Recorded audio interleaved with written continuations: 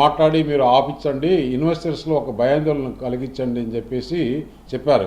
ఇక్కడ ఏమైపోయిందంటే వెంకటకృష్ణ గారు, కూటమి ప్రభుత్వం మనకు అండగా ప్రధానమంత్రి నరేంద్ర మోడీ గారు ఉన్నారు, ఒక విజనరీ ముఖ్యమంత్రి ఉన్నారు, దానికి తోడు కోఆర్డినేట్ చేసేదానికి లోకేష్ గారు ఉన్నారు, మొత్తం అంతా అక్కడ చూసుకునేదానికి క్లియరెన్స్లు కానీ దానికి కానీ పవన్ కళ్యాణ్ గారు ఉన్నారు. ఈ కాంబినేషన్ అనేది ఏ రాష్ట్రానికి కూడా కుదరదు. దానికి ముఖ్యంగా ఏంటంటే మా అనకాపల్లిలో అక్కడ ఆ వాతావరణం ఉంది, సముద్రం ఉంది, పక్కన ఎయిర్పోర్ట్ ఉంది, రైల్వే లైన్ ఉంది, హైవే ఉంది, ల్యాండ్స్ ఉన్నాయి, మంచి ప్రజలు ఉన్నారు. అన్నిటికన్నా ముఖ్యంగా ఎంప్లాయ్మెంట్ జనరేషన్ బ్రహ్మాండంగా అవుతుంది. ఇప్పుడు దాదాపు 2.5 లక్షల మంది మా అనకాపల్లి పార్లమెంట్ కాన్స్టిట్యూన్సీలో ప్రైవేట్ ఎంప్లాయీస్ ఉన్నారు. అది 5 లక్షలకు చేరుతుంది చూడండి. అట్లా అదే కాకుండా ఇంకా ఇప్పుడు డేటా సెంటర్స్ వస్తున్నాయి. అవును, మన కాకినాడలో అమ్మోనియా వస్తుంది, అల్యూమినియం వస్తుంది. అట్లా ఒక్కొక్క జిల్లాలో ఎత్తుకుంటూ పోతే ఈరోజు భారతదేశంలో ఈరోజు పార్లమెంట్లో నడుతున్నారు. ఏంటి ఆంధ్రప్రదేశ్లో ఏం చేస్తున్నారు, ఇంత డెవలప్మెంట్ జరుగుతుంది, ఇంత ఇన్వెస్ట్మెంట్లు వస్తున్నాయని అందరూ ఆశ్చర్యపోతున్నారు.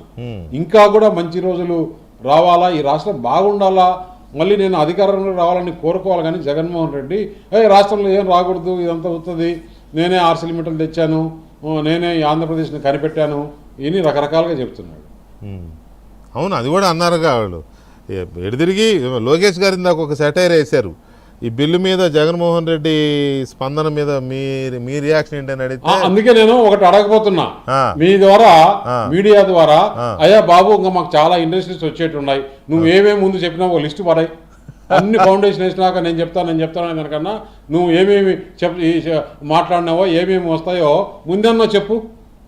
చెప్తే అవి కూడా ఫాలోఅప్ చేయండి. ఆయన ఏమేమి అడిగినాడో అవి ఫాలోఅప్ చేయండి. అవసరమైతే ఈయన కూడా అంట పెట్టుకెళ్ళండి, ఇగో ఈయనే మాట్లాడాడు బాబు తీసుకొచ్చామని.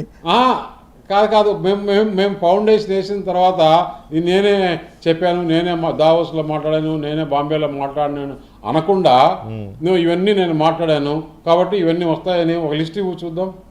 అవును, సో ఇవాళ ఒక ఆసక్తికరమైన టైం పాస్ అయింది వాళ్ళే. అవును, ఆసక్తికరమైన సన్నివేశం ఏంటంటే రాజ్యసభలో కూడా చాలాసేపు జరిగింది, ఎక్కువ టైము అందరు మాట్లాడారు. లోక్సభలో బీఆర్ఎస్కి ప్రాతినిధ్యం లేదు కాబట్టి రాజ్యసభలో వాళ్ళు ఉన్నారు.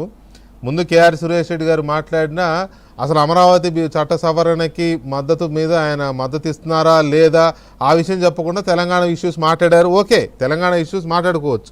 ఇది మాట్లాడకపోయేసరికి కప్పదాటు వైఖరితో వైసీపీ బాటలోనే ఉన్నారేమో వీళ్ళు కూడా అనిపించింది. తర్వాత వద్దిరాజు రవిచంద్రన్ మాట్లాడినప్పుడు హృదయపూర్వకంగా మద్దతు పలుకుతున్నామని చెప్పేసి ఆయన అన్నారు. అమరావతి రాజధాని అనే విషయంలో చట్ట సవరణకి బీఆర్ఎస్ హృదయపూర్వకంగా మద్దతు పలుకుతున్నాం అన్న దాని మీద మీ రియాక్షన్ ఏంటి రమేష్ గారు? అంటే దీంట్లో ఎవరైనా కూడా ఒక ఈ జ్ఞానం లేని వాళ్ళు తప్పితే మిగతా వాళ్ళు అందరూ కూడా ఈరోజు భారతదేశంలో ఏ పార్టీ కూడా దీన్ని వ్యతిరేకించిన ఒక్క పార్టీ చెప్పానండి, వీళ్ళు ఒక్కరు తప్పితే. అంటే వాళ్ళకు కూడా ఆ ఫీలింగ్ ఉంది ఇక్కడ ఉండే మెంబర్లకి. కాకపోతే నాయకుడు అట్లా ఉన్నప్పుడు మనం తప్పదుగా ఏమీ దాని గురించి ఆలోచించాల్సిన అవసరం లేదు.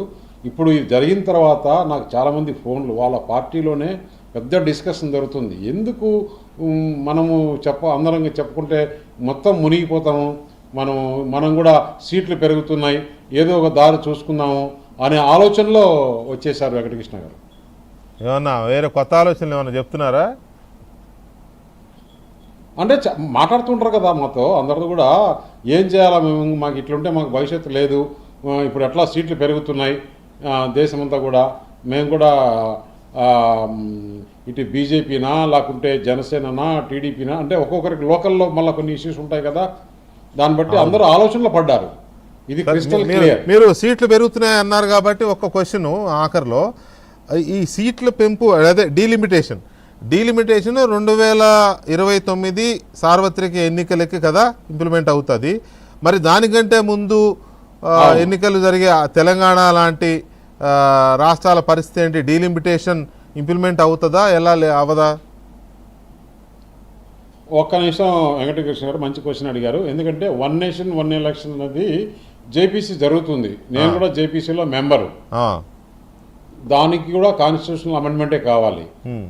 రేపు ఎలక్షన్స్ అయిపోయిన తర్వాత అందరినీ ఒక కన్సెన్సస్ తీసుకొని 2/3 మెజారిటీ కావాలి కాబట్టి కొన్ని పార్టీలు అనుకూలంగా వచ్చే అవకాశం ఉంది. అవి కూడా వస్తే 1 nation 1 election plus delimitation plus మహిళా బిల్, ఈ 3 కలిపి అన్నీ జరిగే అవకాశం ఉంది. అంటే ఇప్పుడు తెలంగాణ లాంటి రాష్ట్రం 6 నెలలు ముందు జరుగుతుంది కదా, పొడిగించే అవకాశం ఉందా వాళ్ళ పదవీ కాలాన్ని? ఎందుకంటే రేవంత్ రెడ్డి గారు చెప్పారు 6 నెలలు అదనంగా నేను సీఎం. అట్లా అంటే బిల్లులో ఏ విధంగా తీసుకొస్తారో చూస్తాం. నాకు తెలిసినంత వరకు జేపీసీలో లీగల్గా చాలామంది రిటైర్డ్ చీఫ్ జస్టిస్లు, ఈ మధ్య రిటైర్డ్ అయిన చీఫ్ జస్టిస్లు, చాలా సీనియర్ అడ్వకేట్సు, పొలిటికల్ పార్టీసు అందరితో కూడా మాట్లాడి మేము పిలిచి జరుగుతుంది. వాళ్ళు చెప్పడం ఏంటంటే ఒకవేళ ఎవరికైనా పీరియడ్ అయిపోతే అక్కడ గవర్నర్ ఉంటుంది కదా, గవర్నరు రూల్ చేయొచ్చు, లేకుంటే అదే గవర్నమెంట్ని కేర్ టేకర్గా తీసుకోవాలన్నా అనేది ఇంకా చర్చల్లో ఉంది. అదే దాని మీదే ఒక ఇది ఉంది. కానీ రాష్ట్రపతి పాలన పెట్టడం అంటే మళ్ళీ అది అన్డెమోక్రటిక్ అవుతుంది కదా, ఉన్న ప్రభుత్వాలే పొడిగిస్తే బాగుంటుంది అనే చర్చ కూడా ఉంది. ఓకే, జేపీసీ ఏం చేస్తుందో చూద్దాంలేండి. Anyway thank you very much. JPC parliament తీసుకోవాలి. అదే thank you very much Ramesh garu, చర్చలో పాల్గొన్నందుకు థ్యాంక్ యూ. ఇది సీఎం రమేష్ గారితో అలాగే కేంద్ర మంత్రి పెమ్మసాని చంద్రశేఖర్ గారితో స్పెషల్ డిబేట్. అమరావతి ఆంధ్రప్రదేశ్ రాజధాని అమరావతి అంటూ చేసిన చట్ట సవరణకు సంబంధించిన అంశాలు వారితో మాట్లాడాం. ఇక అమరావతిలో సెలబ్రేషన్స్ జరుగుతూనే ఉన్నాయి, నిన్నటి నుంచి జరుగుతూనే ఉన్నాయి, ఇంకా కొన్నాళ్ళ పాటు జరుగుతూనే ఉంటాయి. ఇంకా ఎలాంటి వార్తలు వింటామో చూస్తామో చూద్దాం. Anyway thank you very much. ఇది వాటి డిబేట్. మళ్ళీ రేపు కలుద్దాం. శుభరాత్రి.